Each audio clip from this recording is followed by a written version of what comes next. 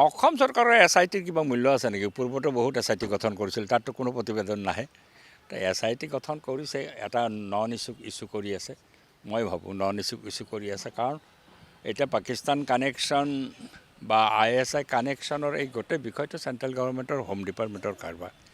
তেওঁলোকৰ বহুত এজেঞ্চি আছে এইবিলাকত এনকুৱাৰী কৰাৰ কাৰণে।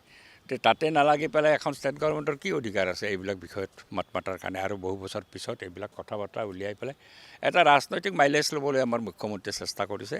এনেকুৱা কাৰবাৰত আমি বৰ বিশেষ বন্ধু পাওঁ।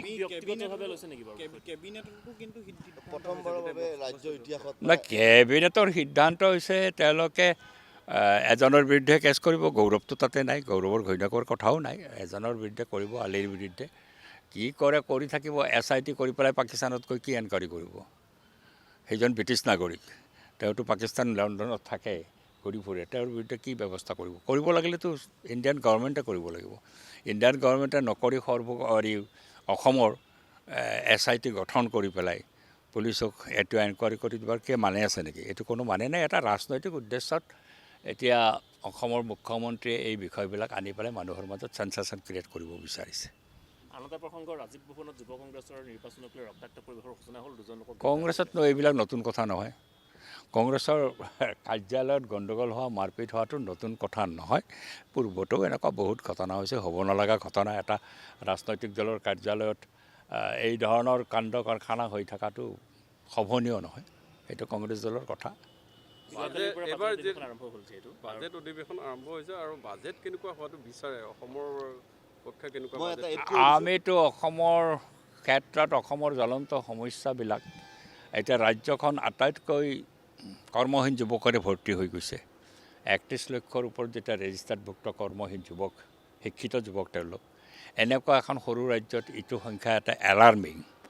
আৰু আমি বিচাৰোঁ বাজেটত যাতে এই নিবনুৱা সমস্যাটো সমাধান কৰাৰ কল্পে যাতে পৰিকল্পনা থাকে।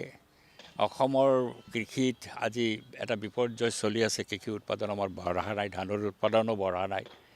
আৰু যিসকলে উৎপাদন কৰে তেওঁলোকে ন্যায্য মূল্যও পোৱা নাই।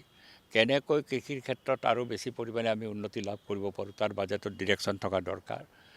স্বাধীনতাৰ পৰৱৰ্তী সময়ত জলসিঞ্চনৰ ক্ষেত্ৰত আমাৰ কোনো সাফল্য নাই। এতিয়া যদিও তেওঁলোকে কাগজে পত্ৰে 14% জলসিঞ্চন থকা বুলি কৈছে, কিন্তু প্ৰেক্টিকেলি 4% জলসিঞ্চনো নাই। জলসিঞ্চনৰ ক্ষেত্ৰত গুৰুত্ব আৰোপ কৰি যদিও চৰকাৰে কৈছে যে এইটো বছৰত তেওঁলোকে জলসিঞ্চনক এটা টাৰ্গেট কৰি ল'ব, জলসিঞ্চনৰ ক্ষেত্ৰত এটা বিশেষ ভূমিকা ল'ব। কিন্তু চাওঁ বাজেটত কি আহে। আমি বিচাৰিছোঁ জলসিঞ্চন যাতে অসমৰ খেতিয়কৰ মাটিত জলসিঞ্চন হয়, কৰ্মহীন যুৱকে কৰ্মসংস্থান পোৱাৰ যাতে বাট মুকলি হয়, অসমৰ কৃষিৰ উন্নয়নৰ ক্ষেত্ৰত যাতে আবণ্টন বেছি হয়, অসমৰ শিক্ষা ক্ষেত্ৰত যাতে আবণ্টন বেছি হয়। এই বানপানীৰ প্ৰশ্নটো আছে। বানপানী সমাধান কৰাৰ ক্ষেত্ৰত আজি ডিজাষ্টাৰ মেনেজমেণ্টত গৰাখহনীয়াৰ বিষয়বিলাক আজি এড্ৰেছ কৰাৰ কাৰণে যাতে পুঁজি আবণ্টিত হয়, তেনেকুৱাই বাজেট আমি বিচাৰিছোঁ। আৰু তাৰ জৰিয়তে অসমৰ এই জ্বলন্ত সমস্যাবিলাকক হয়তো সমাধান কৰাৰ এটা পথ পোৱা যাব। কিন্তু মই নাভাবোঁ এইখন চৰকাৰে সেইবিলাক বিষয়ত যে বিশেষ গুৰুত্ব আৰোপ কৰিব। সেইবিলাক বিষয় এৰাই গৈ পেলাই কেনেকৈ জনহিতকৰ কামৰ নামত তেওঁলোকে হিতাধিকাৰী সৃষ্টি কৰিব পাৰে তাৰে ওপৰতে বিশেষ গুৰুত্ব দিয়া দেখা গৈছে। পপুলিষ্ট বাজেটে আছে সন্মুখত নিৰ্বাচন, নিশ্চিতভাৱে চৰকাৰে এটা পপুলিষ্ট বাজেট দিবলৈ চেষ্টা কৰিব। তাৰ জৰিয়তে মৌলিক সমস্যাবিলাক সমাধান হ'ব বুলি মই নাভাবোঁ। এডভান্টেজ আছাম আকৌ আহি আছে। এতিয়া মুখ্যমন্ত্ৰীয়ে কৈছে 50,000 অসমৰ যুৱক যুৱতীয়ে জাপানত চাকৰি পাব বুলি কৈছে।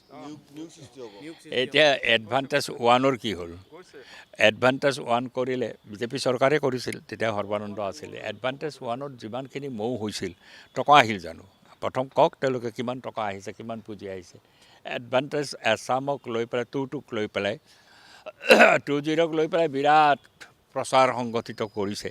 কিন্তু মই নাভাবোঁ যে ভাৰতবৰ্ষৰ পুঁজিপতিয়ে হওক বা বিদেশৰ পুঁজিপতিয়ে হওক ইয়াতে আহি পেলাই পুঁজি প্ৰয়োগ কৰিব, পুঁজি দিব বা পুঁজি নিয়োজিত কৰিব, মই এইটো নাভাবোঁ। যদি কৰেতো ভাল। অসমৰ উদ্যোগীকৰণ হ'লে আমাৰতো বেয়া পাব লগা নাই। কিন্তু যিধৰণে প্ৰচাৰ সংগঠিত কৰিছে, এইটোৰ ক্ষেত্ৰতো এটা ৰাজনীতি আছে নিৰ্বাচন সন্মুখত। কিন্তু এডভান্টেজ আছাম কৰিব। এতিয়া ছেমি কণ্ডাক্টৰ কৰিলে, কিন্তু 2টা কাগজ কলটো মাৰি দিলে। জাগিৰোডৰ কাগজ কল আৰু কাছাৰ কাগজ কলটো নোহোৱা কৰি পেলালে।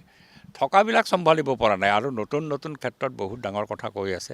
যিকোনো খবৰৰ বাবে যোগাযোগ কৰক 7099017330 লগতে 7099017110 নম্বৰত।